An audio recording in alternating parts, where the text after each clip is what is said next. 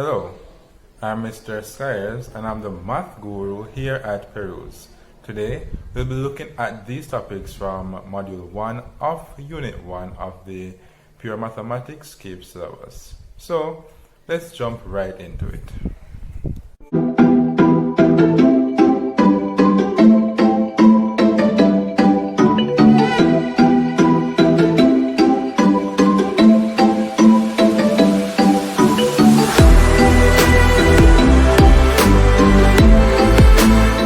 So this question is copied from paper 2 of the May 2019 CAPE examinations.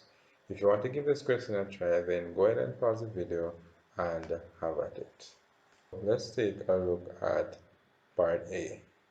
So if we look at part 1 is asking us to show that the values of the constants A or B are 3 and negative 63 respectively, and that's for 7 marks. Now, the first thing we're told here is that f of x is divisible by x minus 3. And what that really means is that x minus 3 is a factor of f of x. And we know from the factor theorem then that if x minus 3 is a factor, then the f of positive 3 will be equal to 0. So substituting these now into the original expression, we get that 9a plus 36 plus b must be equal to 0. And we can call this equation 1, and you'll see why very soon. Now additionally, we are told that f of x has a remainder of negative 27 when it's divided by x plus 6. And now by the remainder theorem, that is telling us that the f of negative 6 should be equal to negative 27. So again, if we substitute negative 6 into this original equation, then we end up with this equation here, which simplifies to 36a minus 45 plus b being equal to 0. And we can call this equation 2. Now we have two equations of a and b, and so we can solve them simultaneously to get the values of a and b. So if you look here, you see that there is a b in each case, and so because it's the same b, we can just subtract the equations, and that will give us a way of finding a. So here we're subtracting equation 1, so this is equation 1, and we're subtracting it from equation 2. So 36a minus 9a will give us 27a. Negative 45 minus 36 will give us negative 81. The b's cancel, and 0 minus 0 is 0. So now this becomes just a simple equation to solve. And so we get a being equal to 3. Not bad. Now to find b, we can just substitute this value of a, which is 3, into equation 1. We could even substitute it in equation 2, and we would still get the same answer. But in this particular case, equation 1 is easier to substitute it in. So doing that, we see that b becomes negative 63 as is required. So that's it. We've shown what we were asked to do. Okay, so let's move on now to part 2, which is asking us to find the factors of f. Now, if we substitute these values into the original equation here, then this is the quadratic that we're trying to factorize. Now, we already have one factor, which is x minus 3. So we just need to find the other factor, which will also be a linear factor, because this is a quadratic. Now, the other linear factor will be of the form cx plus d, where c and d are constants.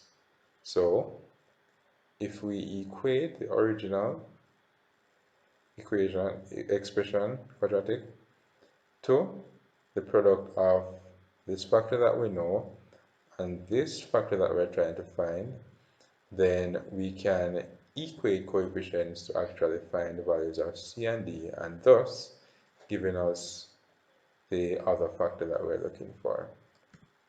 Now, if we expand the right hand side, we end up with cx squared plus d minus 3 cx minus 3d. And from here, we can clearly see that c is equal to 3 by equating the coefficients of the x squared term. And similarly, if we equate the constants, we have 3d being equal to 63, which gives us d as 21. So the two factors then are x minus 3, which we already knew, and 3x plus 21.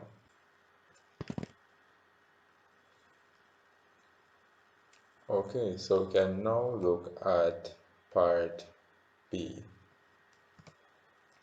Now, given that the modulus of 3x minus 4 is less than or equal to 6, the value of 3x minus 4 should be between 6 and negative 6. To get rid of this negative 4 here, we can add 4 to each part of the inequality. And so this reduces to negative 2 should be less than or equal to 3x, which should be less than or equal to 10. And again, we want to get x by itself, so we can divide through by 3. And so we end up with negative 2 thirds should be less than or equal to x, which would be less than or equal to 10 thirds. Now, it's important to note here that if we are divided by a negative number, then the direction of the inequalities would have changed or would have switched, right? So then, we can conclude then that our solution is the range of values of x given by this range here. Let us now try to tackle part C. Now, to prove that star is commutative, let us first select two numbers from the set of rational numbers p and q. Now, to show that it's commutative, we need to show that p star q is equal to q star p. Now, p star q is equal to pq over 2, and q star p is equal to qp over 2. Now, we know that the multiplication is commutative for the set of rational numbers. So in other words, qp is really the same as pq. So if we rewrite this, we have qp is equal to qp over 2, which is the same as pq over 2 because of the commutativity of multiplication, and this is actually equal to p star q. So we can conclude that star is indeed commutative. We will now look at the final part, part D. Now, the first thing we can do is to simplify this statement by letting Pn be the statement that p5 to the n minus 1 is divisible by 4, and we can write this as 5n minus 1 being equal to 4 times some natural number. Now, just to recap, when we are proving a statement by a mathematical induction, we need to do 4 things. We need to verify that P1 is true, so that it's true when n is equal to 1. We then assume it's true when n is equal to k. We use that assumption to prove that it's true when n is equal to k plus 1. And doing so, we can then state that the statement is true for all natural numbers. So let's verify P1. Now 5 to the 1 minus 1 is 4, which you know can be written as 4 times 1, and 1 is a natural number, so P1 is true. We can now assume that Pk is true, which implies that 5 to the k minus 1 should be 4 times some natural number a. Now here we can transpose the equation for negative 1, which gives us negative 1 being equal to 4a minus 5k. And this we will use in the next step, which is to use our assumption to prove that pk plus 1 is true.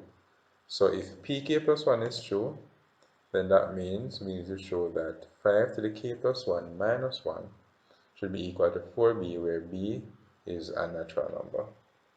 So let's look at the left hand side, which is this part here. Now this we can go ahead and replace the -1 with the -1 that we had from our assumption step. And so this is actually equal to 5k plus 1 plus 4k for a minus 5k. Now what we can do now, we can actually split this part here using the law of indices that says when you're multiplying with the same base you add. So we're just going in the reverse order here. So we can now rearrange this expression here to get the 5k's together.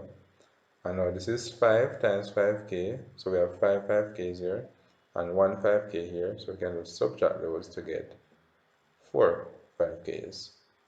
And now we can factor out the 4 here, and we end up with 4 times 5k plus 5 plus a.